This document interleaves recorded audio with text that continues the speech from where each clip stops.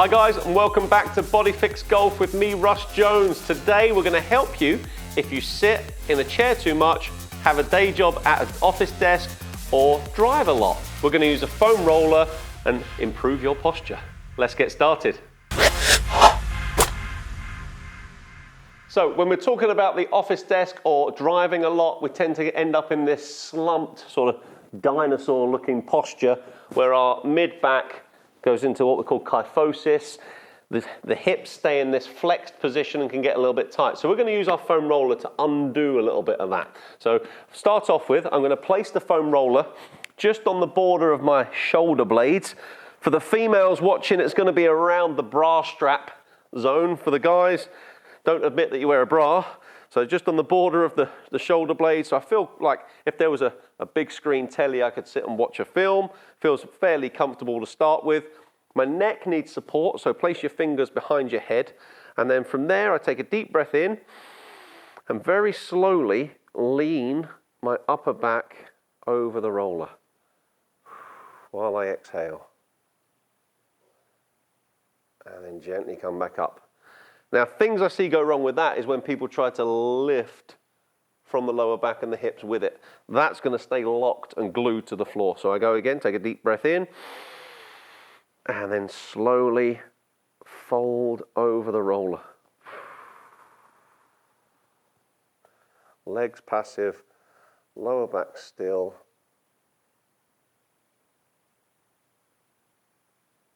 And gently come back up. I'll go one more time, deep breath in.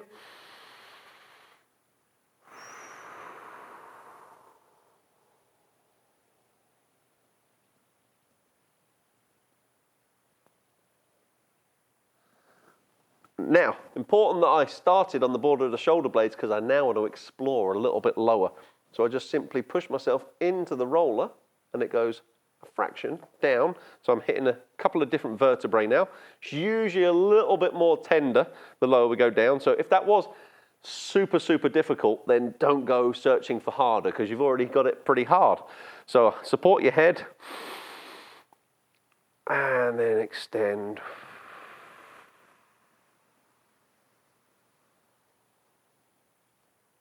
And come back up. Let's go one last rep.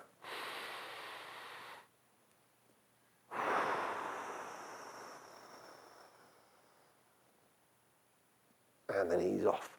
Right, we'll give that a breather. Let's look at the front of the hip. So I place the roller. I'm going to be on the floor, but I'm going to have it just to the right of center, and then I'll focus on the left hip just to the left of the center. So place the front of my hip onto the roller like so, and then I'm just going to oscillate back and forth over the tissue, just giving it a gentle massage and a warm up so that I can then extend the hip a little freer with the exercises.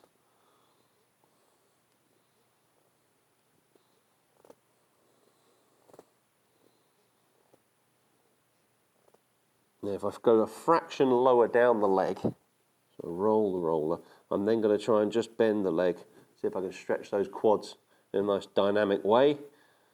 Bend the knee, I feel a little bit of stretch on the front of the thigh.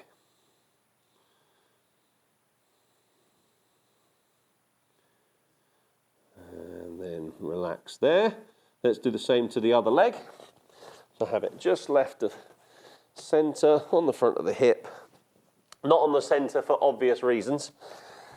And then gently back and forth, giving myself a little bit of massage. Shouldn't be too intense. I've got my right knee on the floor, I've got both elbows on the floor supporting my body weight. So it shouldn't be too intense this, but we're just warming the tissue that is subject to tightness throughout the day.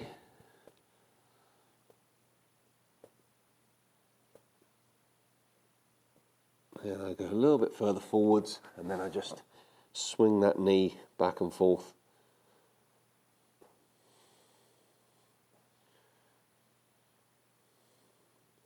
Again, testing, does that feel the same as the other leg? Have I got a matching pair? Was one side a bit tighter than the other? Do I need to go back after this workout maybe and explore that a bit more? Hopefully through these 20 minutes, I've given you the tools to test yourself as well, and you know, feel free to always go back, watch them over again, repeat the workouts. If any particular workout hit home with you and found a tight or a weak area, then always focus on your weak areas. Don't just do what you're good at. So I'll give that a breather there. Right, that's pretty much all I want you to use the foam roller for now. So now we can actually go straight into the exercises. So I'm going to grab myself a little sip of drink before we get started there, give you a 15-second warning. The first exercise, we're just going to do our standard skydives. And on round 1, it'll be the easier version. On round 2, we'll make it slightly more difficult. Always, always have your water with you. So, skydive. Down on my front, arms by my side, and then lift, chest and arms. So you see, I'm trying to lift on that mid-back, the same bit of the body that I was trying to bend backwards over the foam roller. So if I was too stiff and I didn't actually have the ability for my skeleton, my bones to move in that position, it's going to be very hard for my muscles to get them there. So the foam roller was just making sure that the skeleton has what we call extension, and now I'm learning to use my muscles to stop me slouching, which is why I like this one as what we call an isometric hold. I'm staying still and focus on the breathing. We've got 5, 4, 3, 2, 1, and then relax.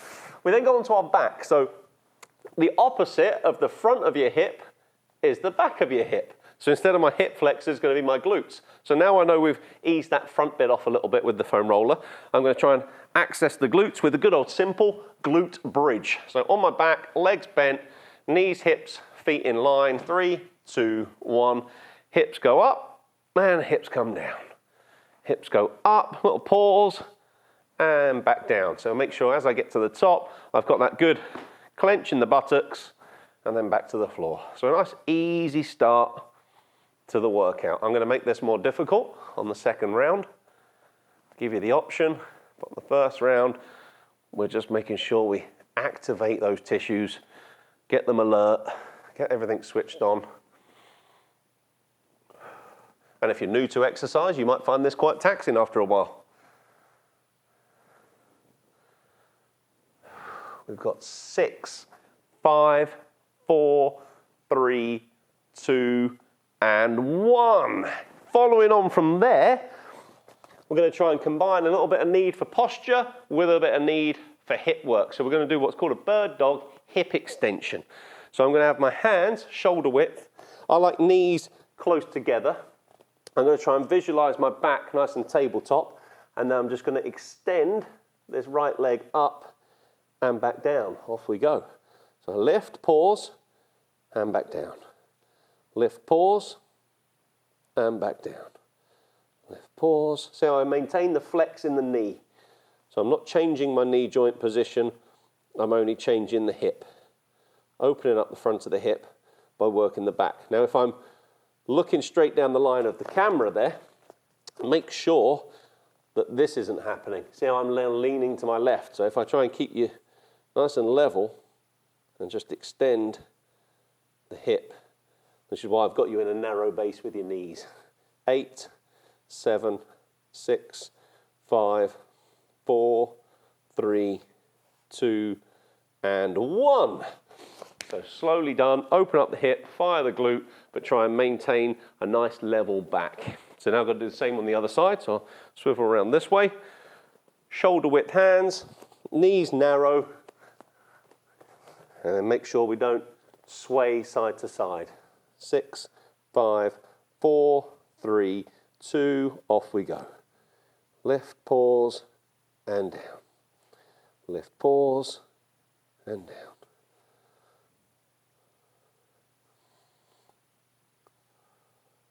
On round 2, we will progress to also lifting an arm, which you may have seen done before as an exercise.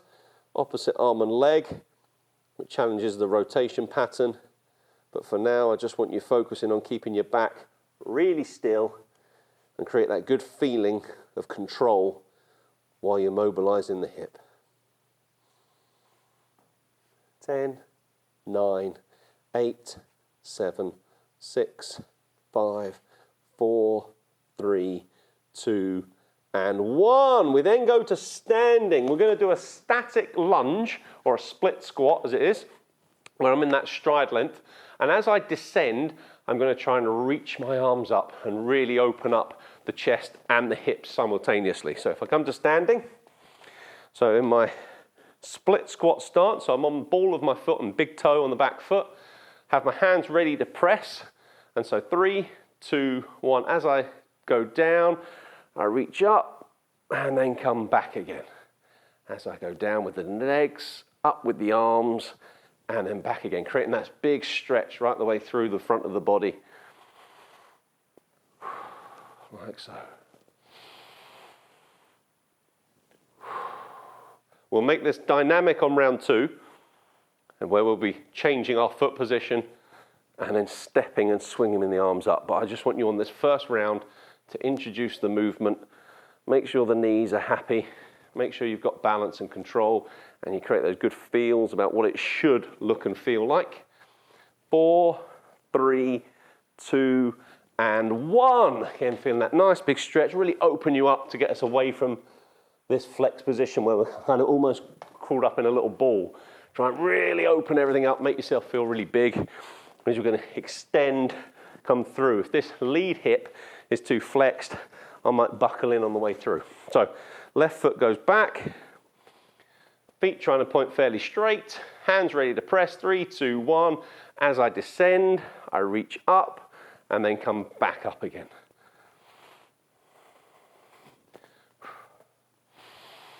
I like breathing in on the way down on this one. Exhale as I stand back up.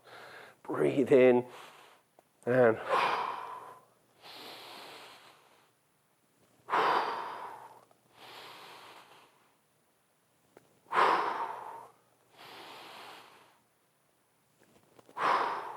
last 15 seconds, and this is the last station, then we'll get a drink, and you should be feeling warm now, fully alert, into the workout, ready to try a little bit harder on that second round. 3, 2, 1, and give it a little shake.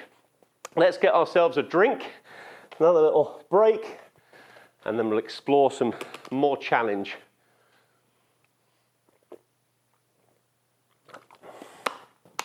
Not too much water because we're going to lie back on our front, so don't want it swishing around in your belly. So to make the skydiver harder and feel my mid-back, I want us to put our fingers behind our ears. And it looks like this. 3, 2, 1. Lift and down. Lift and down. Straight away now, we bring those shoulders up. You feel the mid-back that we had bent over the foam roller initially is working much more hard to try and get us lifted.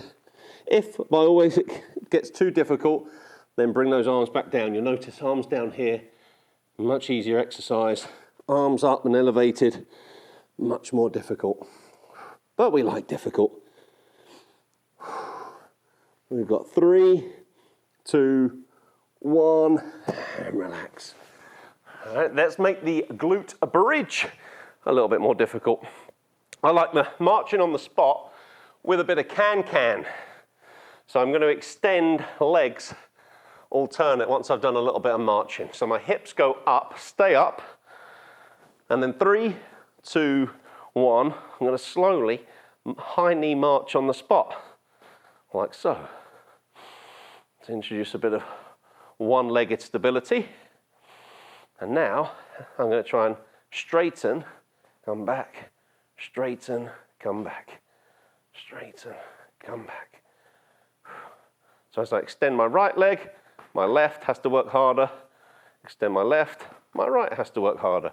Now, can I do that without any arms for extra control and balance? And then we're fighting against the dreaded sway and slide that we don't want to see too much in those golf swings. Can I control those rotational forces that are now on me? I've gone from a 4-legged table to a 1-legged table. 3, 2, 1, and relax that one down. Right, we go up onto the all fours position. which on round 1 we just focused on the bent hip. So now I'm going to try and simultaneously remove opposite arm and leg. So I'm going to keep the narrow knees, wider hands.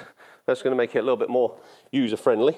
So it was my right hip leaving, so it's now going to be my left arm. 3, 2, 1, leave, pause, return. Leave, pause, return. So I'm opening up my right hip. I'm now opening up my left shoulder. But now, as a result, my right shoulder and my right tricep are having to work harder as the only sole survivor in the upper body, keeping me in position while I try and keep my head and my spine dead still. Not needing to do this quick. Control is key here. You've got 5, 4, 3, 2, 1, and then relax. Good. I'll give the hands a little shake there. If you're on the soft mat, sometimes the wrists get achy. I said in the past, whenever we're doing all 4s exercises, if you want to go to fists for a nice neutral wrist position, then I'm happy for you to do that. So let's get my setup nice and square. It's going to be left hip removed. 3, 2, 1. So right arm is now going to go. The arm that was just left on the floor that was tired, now going to put that extra challenge. So as soon as we remove limbs, the tendency is for the body to drop one side or sway and just lose control. So it's up to us to tense everything you got and try and keep your back dead still. A good visual in your mind is to imagine you've got a bowl of soup or a drink balanced on your lower back and you don't want to spill anything. We got 6, 5, 4, 3, 2, 1. And that's prepped us nicely for the lunge with the arm reach as well, which we're now going to make more dynamic. I'm going to step, and as I step, I'm going to be swinging those arms up and get even more stretch. As long as you were okay with the first round. So from my stance position, it's going to be my right leg's going to go back, both arms are going to go up, like we're in the theatre on this one. 3, 2, 1, step, stretch, return. Step, stretch, and return. Step. Anyone's had any theatre experience? Have a bit of jazz hands if you want while you're going. So we'll go big stretch, really lengthen the tissues.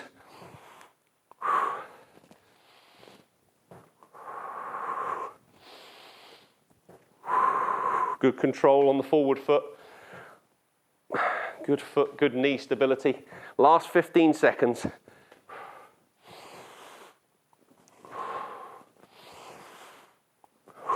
Seven, 6, 5, 4, 3, 2, and 1. Really good. Great stretch, that one. Feel like you can just sit with that pelvis more level. If we do have too much tension going on there, sometimes it can, where the muscles attached can pull us. And we spend a lot of time in that position in golf anyway, but we still need the ability to get out of there, particularly when you're walking between shots. All right, in 5, 4, 3, 2, 1. My other leg. Always, if you get unsure, give the leg a little tap. Remember, don't do the same leg twice. And now swing and step, and come back. Swing and step, and come back.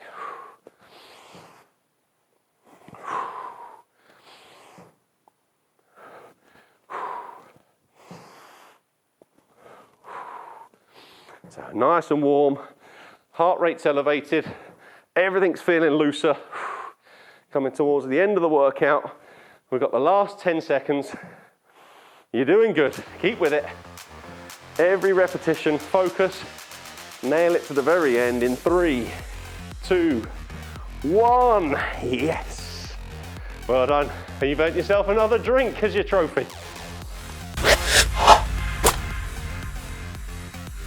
Okay guys, so if you've had one of these kicking around the house or you've seen them in the gym and didn't know what to do with it, hopefully we've given you an idea there how you can help fix your desk posture. It's going to help your health, help you swing hard, stay healthy. So next week we'll bring you something in a different flavour, and don't be scared to go back and look at all the old workouts, combine them, have a little play and get more confident with your workouts. I'll see you next time.